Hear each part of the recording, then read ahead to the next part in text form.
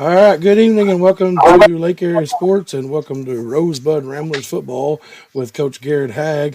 Coach coming off a loss of 66 to 58 to Augusta. Lots of points scored. Kind of give us a recap of what happened on Friday night. Man, I tell you, it was one of the most intense and exciting football games I've ever been a part of. It was a lot of back and forth. They jumped up, they jumped on us early. They ran the I formation, and they pretty much just ran the ball at will. We made some adjustments at halftime, kind of countered that a little bit, got a few stops, got us back in the game. We threw it well. It's just a lot of offense, a lot of offense. The big thing that got us in the end was penalties and fumbles. And that's one thing that we've really tried to key in this week. We've done a lot of ball security. In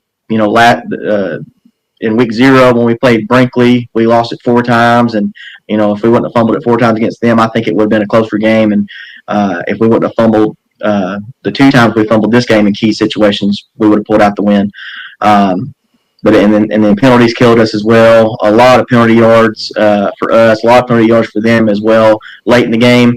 I'm just really, really proud of where we've come as a program, and to be in a game like that and stick it out all 4 quarters and even into overtime with a chance to win, it was really exciting for our program. Bryce Walls was 10 of 19 for 301 yards, 6 touchdowns, 1 interception. He had 15 rushes for 130 yards, 2 touchdowns, 1 fumble. I know we texted each other on Sunday, I think it was Saturday and Sunday. You said this was the greatest performance of Bryce Walls. Talk about that performance.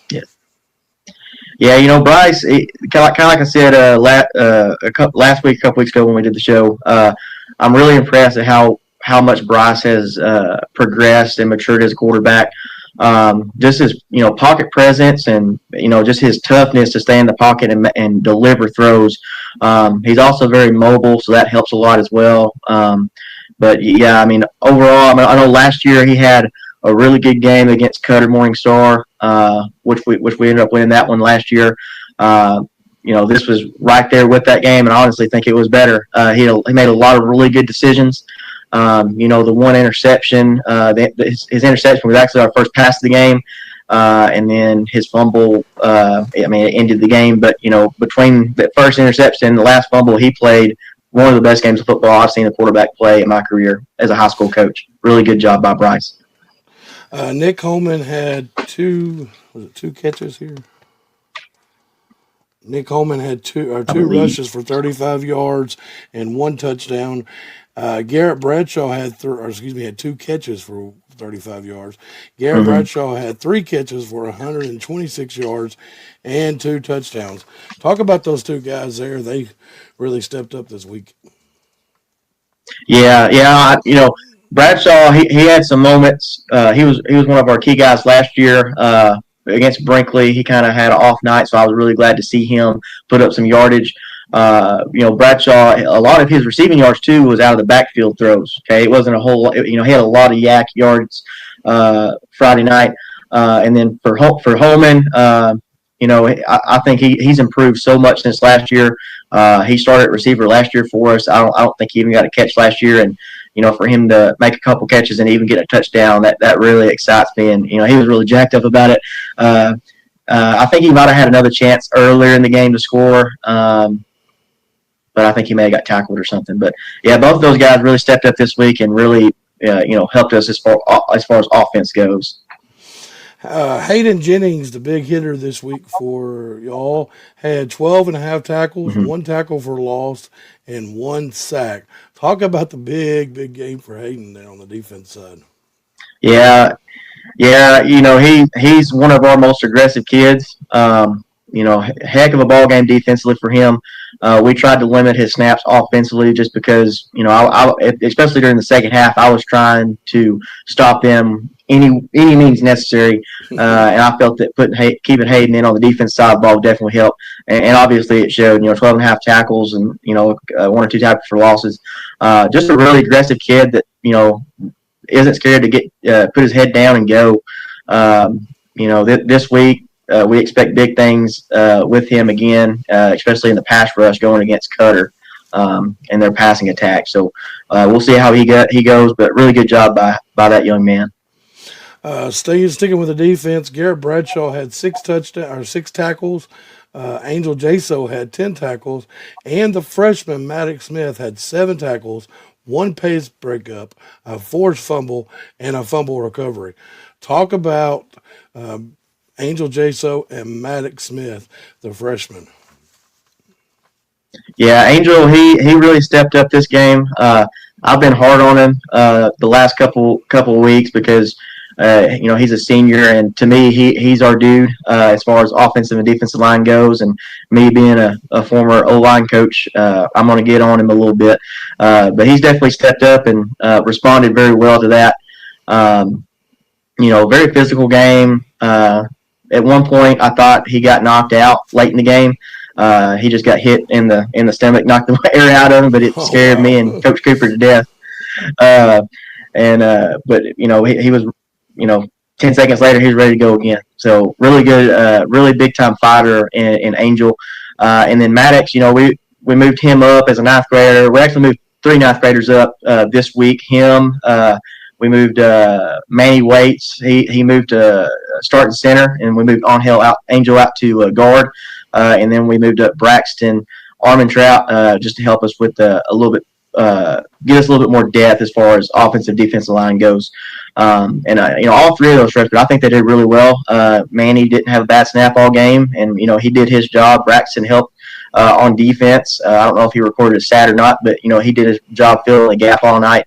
And then Maddox played really good. At times, whenever you get into a game where it's that many points scored, and you got me yelling on the sideline, telling him, "Hey, let's do this."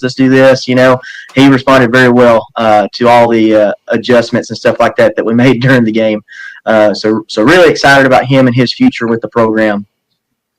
All right, and our player of the week this week is senior Braden Reedy.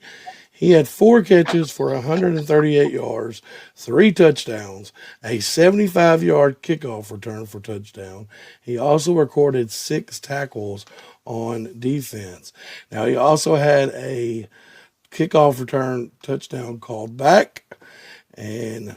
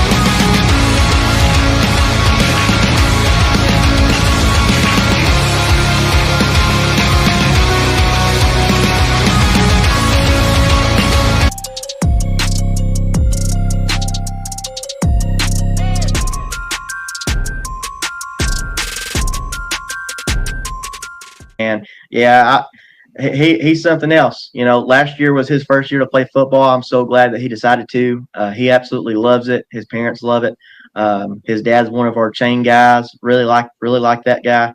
Braden, he's just a fighter. Even towards the end of the game, we tried a little hook and ladder to him, and he got hit. And I think it took 3 guys to bring him down. He was trying with all he had to win the game. He had 2 kickoff returns for touchdowns. 1 got called back, and hey, he gave it all that he had. Even before halftime, kind of like I said early on in the year, he's our go-to guy. I think there was like 5 seconds to go in the first half, and we throw a long ball to him. He ends up scoring, catches it over one guy, breaks a tackle, and it's just unbelievable play by him. We expect really big things with him again this week. I hope he don't get too tired. It seemed like last week I was trying to give him as many breaks as I could because I was like, man, you got about one play and then you're going back because we need you. But really good play by him. Really good performance by him, and he's going to keep it up, and he's going to have a lot of reception yards, I'm sure, by the time it's all said and done.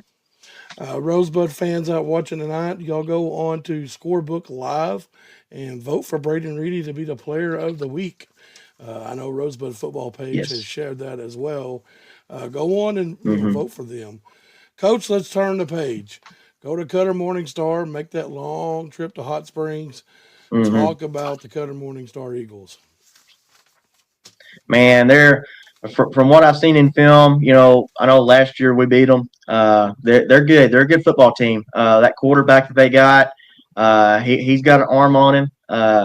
You know, we've been really working on defense this week, trying to figure out some way to stop the air attack because I know they're going to bring it. It's going to be a tough football game. I think the advantage for us is we got a lot of experience in our skill players, and as long as they can, play all 4 quarters, and as long as we got the fight in us like we did last Friday night, I think it might be a big night for us. Now, I do think it's going to be a true 8-man football game. I think there's going to be a lot of points scored, and I know there's a lot of points scored this week, but there's, potentially, even higher than that, as crazy as that may sound. But they're a really well coached football team. They played well. I thought they played well against Corning. Corning's a pretty good squad this year, new to 8-man. It's going to be tough, and it's going to be a fun game to watch. We hope everyone can pack the stands over at Cutter, and it's going to be an entertaining game of football. I will say that. Yeah, Coach, we will not be on air this week for Rambler football since it is at Hot Springs. We will be Mm-hmm. back on air for Rosebud Rambler football for 8-man game of the week.